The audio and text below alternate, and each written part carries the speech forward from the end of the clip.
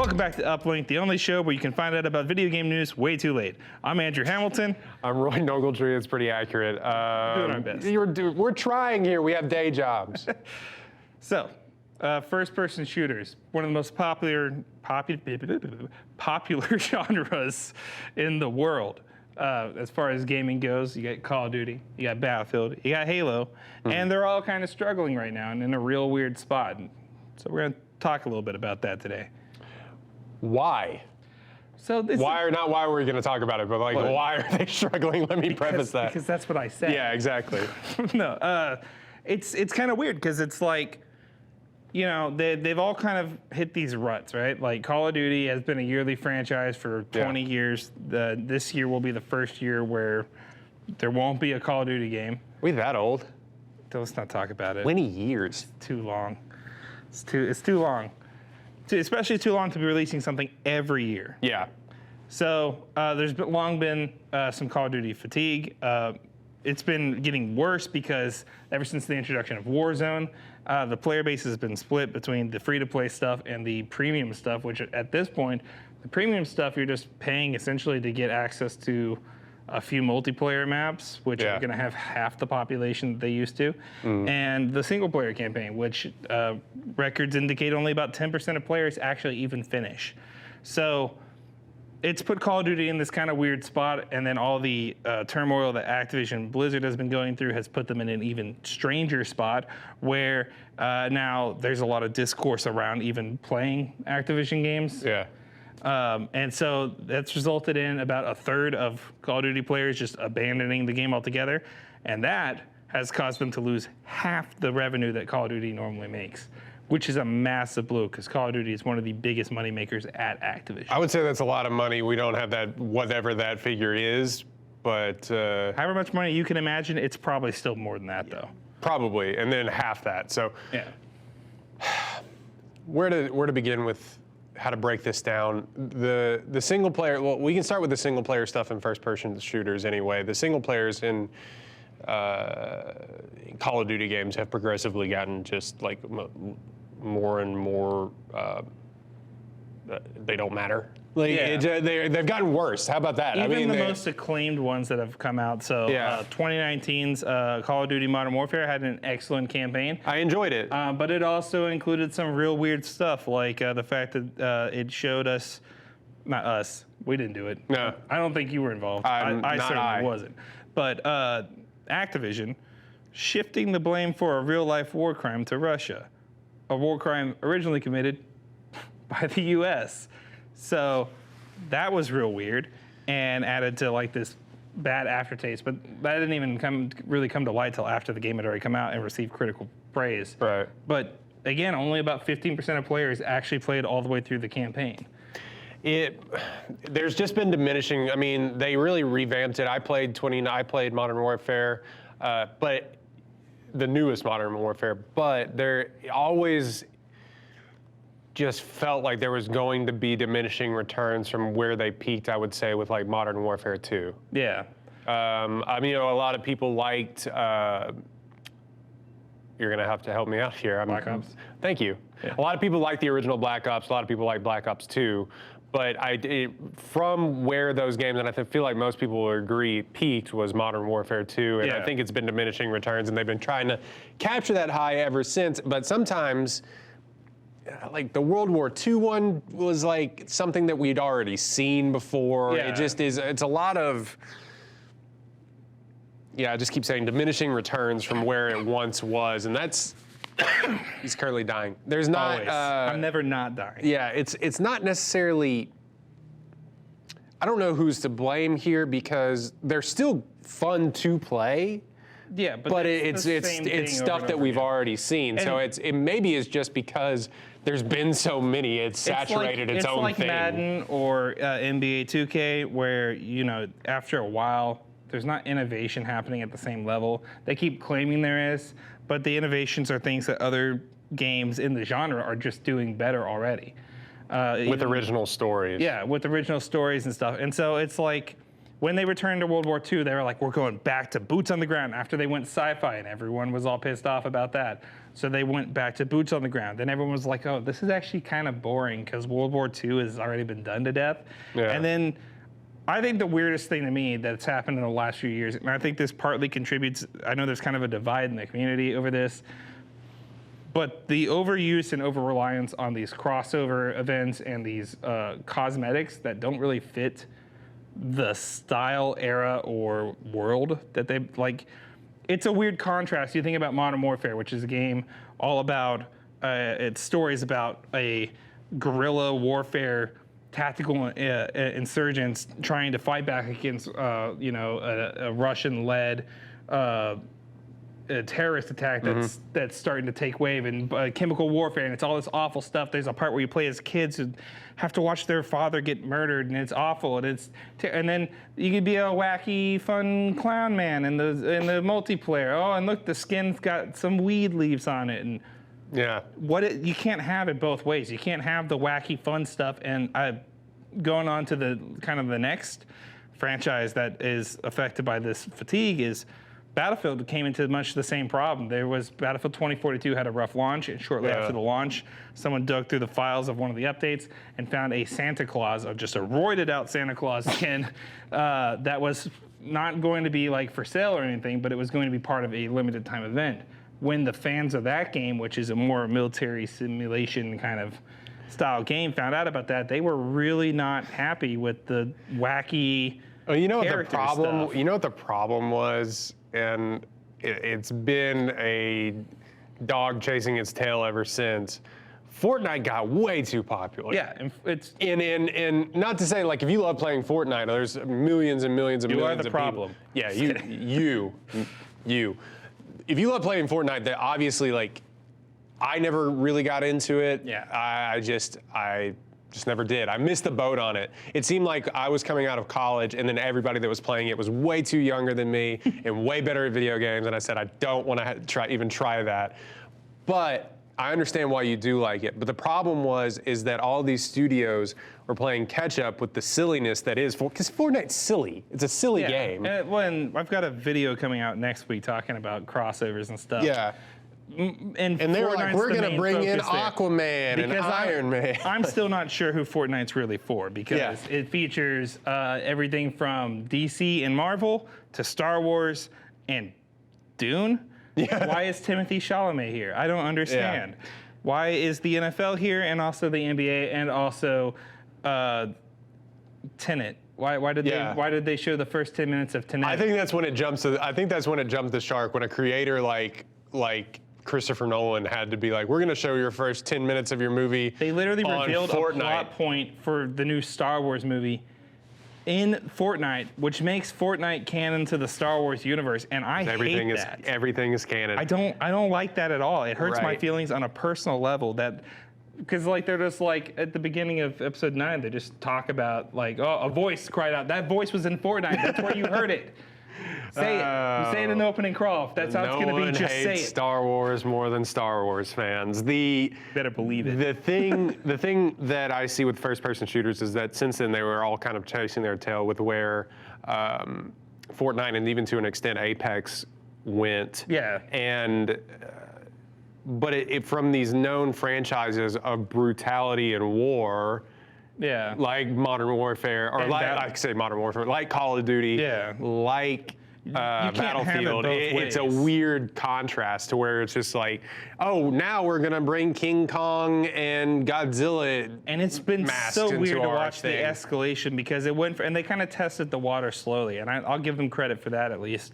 With Warzone initially, it felt like a Call of Duty version of Fortnite. It felt more hammered in, that it was a more realistic kind of like take on the gunplay and stuff. There wasn't any of the kookiness really. And then as it evolved, Warzone slowly became a more like comical kind of place. They introduced all the it felt like they were going for what Battlegrounds PUBG was, and then it just jumped the shark. They saw that Fortnite was way more successful and said, okay, well, what if, I don't know, Ghostface was here? Sure, why not? You know, and that's not to say Call of Duty hadn't done crossovers before. Call of Duty Ghost famously involved the Predator and Jason. No, Michael Myers. And so, you know, like that was super weird, but that was just like specific to DLC maps. It wasn't included in the main game. It wasn't the focus of a game. But yeah, Attack on Titan, King Kong, what are you doing? This game is set in World War II. The latest Call of Duty game was set in World War II. Vanguard, right. Yeah. Why is Godzilla here? And also, not topical, Activision. That's not topical. That movie really came out 2 years ago. It's already been on HBO Max for 2 years. And it got middling reviews, so it's not like it's super popular. What are you doing? I love that. I actually like that movie. But that's fine. I liked it when Monkey fought Lizard. I mean, fair. Yeah, but I don't want to see that in my military sim game. It doesn't really. Yeah, it doesn't really make a lot of sense. And I think that we got to talk about when it comes to these first-person shooters is like, if you don't get in like day one, the barrier to entry now, and I know you said that they kicked off a lot of their like people that were cheating with their user base. We can get to that, but like, if you don't get in day one, the barrier to entry is so hard, especially if you're a casual gamer like me, which I say all the time. It's like, if you go into Modern Warfare now, it is just a hellscape of like trying to like keep up with people that play this religiously, and then you just get murked the entire time if you're like me. Also, I'm just not a great player, but it is too that like, if you're just casual going in there, you will just get washed every single time. Yeah. It feels like to me. And so that's kind of the barrier to entry. Like, oh, why are we losing these bases? I want to have fun. I want to have fun when I go and I play this game. I think a lot of it is that there's an over monetization and not as much focus on delivery of content. That's true. So and Battlefield didn't really run into this problem. Battlefield's problem was that it was bad. It was not that it was bad necessarily, but that it was rushed. The game itself, like on a fundamental level, I enjoyed Battlefield 2042 quite a bit. I think there's a lot of good there, and I think it's still classic Battlefield. I think that the idea to chase these hero shooters like Overwatch and Rainbow Six was a horrendous idea. They could have just included the gadgets and not put the characters in, but they wanted skins that they could sell. That's what EA wanted. They wanted stuff that they could monetize later down the line. Profits, baby. That, I think, compromised the vision of what would have otherwise been a perfectly serviceable Battlefield game. So they suffered more from technical limitations. I did recently return to Battlefield after this last patch, and it is better. I think it plays a lot better for sure, but I still think that the biggest problem I have with the game is that the content that I've reached, I mean, I'm close to the top level. I'm out of stuff to do. There's nothing like the maps there's only 7 maps. What? It's been months now. There needs to be new content. You can't launch with 7 maps. There's technically 24 maps in the game, but the other maps are saved for Portals mode because they're brought over from older Battlefield games. And so I'm just like, if you want to save this game, same thing with Call of Duty. I think there's 2 things that all these franchises can do, and they can learn from the third component here that we're about to talk about. Okay. Halo. Halo Infinite launched its multiplayer free to play. Cost a lot of money to do that. Microsoft allegedly put over $500 million into the development of Halo Infinite, but the free-to-play completely undercut the releases of both Call of Duty and Battlefield. They went free-to-play a week before Battlefield came out.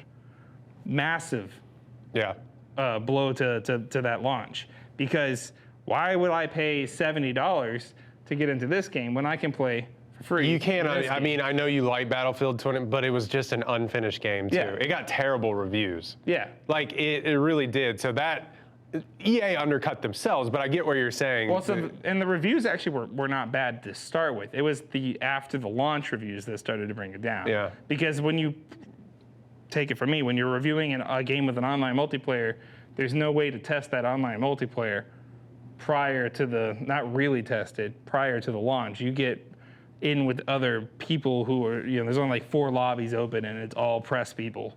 So there's not a stress test. Running around. What do y'all think about this? Yeah, so it's just like, hey, there's like 20 people here. Are you having fun?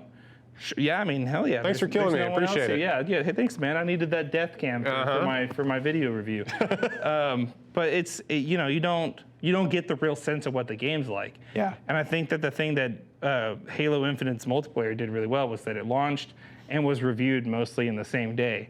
And so you got the full stress test from Microsoft and players all at once. So you got real-time reactions, and because they were able to just launch and go, they didn't have to worry about all this other nonsense about leaks getting out about this or that. Don't get me wrong, Halo Infinite had an insanely rocky development. I think its single player is, while fun for a while and a great open world experience in terms of the traversal and stuff that's been added to the game, its story is lackluster. It's clear they had to cut a lot of content from the game, and it's obvious that the story overall suffered from the beleaguered development there. But I do think that both Call of Duty and Battlefield could learn.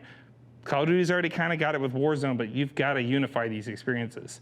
I think the next Call of Duty main game should just make itself free from the start. Battlefield probably can't afford to do that at this point. Right. What they should do is go free for a month.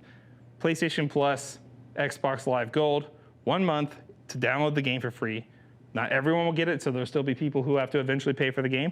But in the meantime, you're getting people who are interested into the game so that there's more people there. Then you need to launch some new content, because this whole waiting months and months, Infinite came out back in November. Battlefield came out back in November. Battlefield hasn't even had its first season's worth of content, which was due out in January. Right. And Halo just got to its second season. Well, and you're saying the seasons too. You're not saying that we need to pay for new content, because you also had a problem with that. Yeah, so it used to be that map packs and stuff used to supplement the content, but you'd wait longer for them, and it was $15 and you just get like 5 maps. And then it separated the player base into those who do have the content and those who don't. That's a problematic situation in and of itself.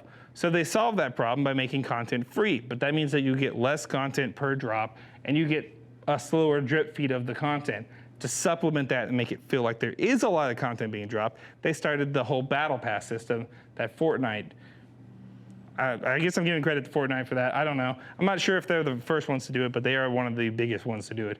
That battle pass system allows you to unlock cosmetics and stuff for a $10, $14, whatever it is, fee to get into that battle pass. But some of the content included in all that is free. So you get, like, Call of Duty normally does 1 free map, 1 new operator that's free, and then 1 gun that's free and 2 guns that are paid. So there's some reason to get on board with the season pass, and then everything else is free to everyone, so you don't split your player base. Yeah.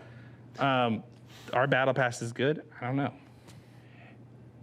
Talking to the wrong people, because we have seemingly put down Warzone. Well, I've paid a lot of money for a lot of battle passes still. In your lifetime? Yeah, I mean, and even recently, I bought Season 1 Battle Pass for Halo Infinite, which I enjoyed my time with, but I ultimately ended up leaving behind because the progress, and this is probably the reason that they had to delay Season 2 of Halo Infinite, but the progress that you can make in that game is so minimal. Like, oh my God, you have to play so much to get through any levels. Right. Call of Duty, you're freaking like, bam, bam, bam, bam, bam, bam, bam. You're like 10 levels in to the season pass after like 5 games or whatever. You gotta play like 15 games to get to the next level on Halo, and it's just like, Jesus, dude, man, I got kids, I got a job, I don't have time to invest 100 hours into your game to make it to the top tier and unlock all the cool stuff I paid for. Leave your family. Yeah. That's the real message behind Activision. Yeah. Don't sue us. That's not what you said. What does this mean? Abandon your children. Yeah. What does this mean for first-person shooter, like single solo campaigns? Because Deathloop did okay. Yeah. It was critically well received. I think I was trying to look up numbers for it. I couldn't find. It was like the Wikipedia said it was the 18th most downloaded game on PlayStation. I don't know what that means. Yeah. But like, as far as monetary gain, and all these games cost hundreds of millions of dollars to make, even Deathloop with a shorter campaign. That was probably the most well-known released first-person shooter recently, and that came out last year. There's a couple of new. There's Tom Clancy's Extraction coming out. There's a few other ones that are. Tom Clancy had nothing to do with. It's just his name. R.I.P. But He's rolling. rolling in peace. Yeah. No, I think I don't know what this means though for solo campaign first-person shooters, because they are still fun with an original story and everything else. But when it's tough for when you don't have an online mode. Oh, sorry. Apparently Sierra's on her way for birthday dinner. Birthday dinner. We'll wrap up quick. But I don't know what it means when you don't have, like, do players want to play these solo campaigns anymore, single player So they do. campaigns anymore without the promise of a back-end multiplayer? Yeah, so I mean, there's some, evidence to say, let's just talk single player versus multiplayer. Well, because I'll play Spider-Man like all day long, you know what I mean? And that was wholly a single player campaign game. Yeah. Miles Morales was relatively even short, to be completely honest. Yeah. So, but it's still a good game. So good games will get played, but it just, maybe first-person shooters are different. I don't know. So there's evidence to suggest that it has a lot to do with both the genre and the story. You look at things like Far Cry. Far Cry is a single-player driven game. It sometimes features co-op, but normally only up to one other person. So it's still mostly single-player driven, and it still is one of the best-selling franchises from Ubisoft. I didn't hear anything about Far Cry 6, to be completely honest. Far Cry 6 was an okay game that we didn't finish. Yeah. It's a lot of the same, and I think that's part of. There's some fun. It's like the Michael Bay of single-player, shooters. You just blowing stuff up for the sake of blowing stuff up. There's sometimes elephants there. Sometimes there's alligators there. Sometimes the alligators are wearing a leather jacket, which brings up more questions than I care to answer. But it's you get into this kind of debate. So if you look at like the numbers for like how many players are currently playing like Fortnite, versus how many copies of X, or like Elden Ring, right? Yeah. Elden Ring is the best-selling game for 2022 so far. I think it's sold 12 million copies so far. There are literal hundreds of millions of players participating in like Fortnite. You're just not going to get the same level of commitment and notoriety from these full-price games. So I think the question isn't, do people want this? It's how much are they willing to pay for just that? Yeah. Now that we know that a solid multiplayer experience can be delivered for free, how long are people willing to pay for just the multiplayer? Battlefield 2042 doesn't even have a single-player campaign. It's all multiplayer. Yeah. Because their story, if that's what you want to call it, is going to be told throughout the content that's going to be coming out later on, eventually, maybe, probably. If they ever actually make that content. I don't know. We're waiting. But, he's waiting. We are seeing, that's just me. It's probably just me and like 3 other dudes. Yeah. But, it's this idea that, like, what equates the value of a game? For years, we've been lucky to stay at a stagnant price of $59.99. Now going up to $69.99 for some games, but for what the cost of making the game is, it's hard to say what the value of that game should even be. It's not like a movie ticket where you can expect for people to go see it repeatedly. You buy the game once, and then a lot of people wait for secondhand sales. So what equates the value of that game? I think that's the question that has to be asked about these single-player campaigns. Is single-player enough to drive the price of a multiplayer back end up? And if it is, then I want to see the numbers for Halo Infinite single player, which was sold separately. Yeah. Tell me that game did well, and I will say that that's the future there. Then just do that. Release multiplayer for free. Single player is sold. I know everything's infected by inflation, quote unquote. No one knows what that means, but like I paid $75 for a non-limited edition, not like the standard edition of MLB The Show, which granted, I play a lot, like people play FIFA or NBA 2K, like that's like my top played game every single year. Right. So the amount of entertainment you get really outweighs how much you pay for it in the moment. But something may have to break though with these one-time campaign games. Yeah. Is like just to go back, like Spider-Man Miles Morales, beautiful game. I don't know if you can start paying like $75 for those types of games anymore. I think single-player narrative-driven games, sure, you could justify that price with how much it costs to develop the game and how it's a one-time purchase. So they're not going to make money off of additional content. But these single-player 7-hour campaign shooter games like Call of Duty and stuff are going to have a harder time selling it. So I think halving that price and then because you know they're going to make the money up in the multiplayer side. Well, yeah, so and it's like don't how get me can wrong, you justify that $80 price? I would pay $75 like I did for something like Horizon. Yeah. But like, it's a huge game. But if you start coming at me with like a 10-hour Vanguard campaign or less, like, you know what I mean? Yeah. I can't get there with you. It's like that game Sifu that came out in February that we covered. I thoroughly enjoyed it. It was a game whose length is determined by your skill, which mine was not very high, so it was a very long game. Very long game. So I got a lot of value out of it. But for $40, I think it was not a bad experience to get. I think that there's a lot of value to be found there. The problem is, and to a certain degree, Sony and Microsoft are both working on kind of resolving this, is that there's not really a way to know if you're going to get that level of value out of a game before purchasing it. You have to basically guess at what the value is. Had I known that Battlefield 2042 would launch in the state that it did, I'm not sure I would have purchased it on day one. Mm-hmm. In fact, I probably would have waited a month. But I was excited, the hype was there, and I'm a big Battlefield fan. So when it came out, I was like, hell yeah, I'll pay the whatever price. I don't care. Yeah. And, you know, it's this problem of the value not being a true, easy to determine thing. There's no right way to do it. So the future of FPS is in a real the value place. is just strictly determined by what the studios want, what the studios and the game makers want to charge to see that they can get in the comments section below if you get the value you paid out of your game, or if you buy them secondhand.